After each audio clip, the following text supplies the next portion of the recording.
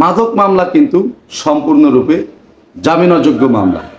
তাই এই মামলায় আপনি অধস্তন আদালত থেকে বা নিম্ন আদালত থেকে জামিন পাবেন না, পাওয়ার কোনো সম্ভাবনা নাই যদি পরিমাণ বেশি হয়। এক্ষেত্রে আপনাকে জামিন নিতে হবে মহামান্য হাইকোর্ট বিভাগ থেকে। কিন্তু বিষয়টা কিন্তু মোটো এমন নয় যে আপনি মহামান্য হাইকোর্ট বিভাগে গেলেন আর জামিন পেলেন। বিষয়টা কিন্তু আপনার কাস্টডির উপর নির্ভর করে, অর্থাৎ আপনার কাছে যে পরিমাণ মাদক পাওয়া যাবে, যদি পরিমাণ কম হয় তাহলে সেই অনুযায়ী আপনাকে কাস্টডিতে থাকা লাগবে, অর্থাৎ জেলখানায় থাকা লাগবে।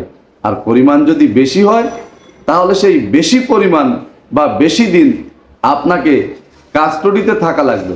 না হলে কিন্তু মহামান্য হাইকোর্ট বিভাগে গেলেও আপনি কিন্তু জামিন পাবেন না, আপনার জামিনের আবেদন খারিজ হয়ে যাবে বা মহামান্য হাইকোর্ট বিভাগ বাতিল করে দেবেন।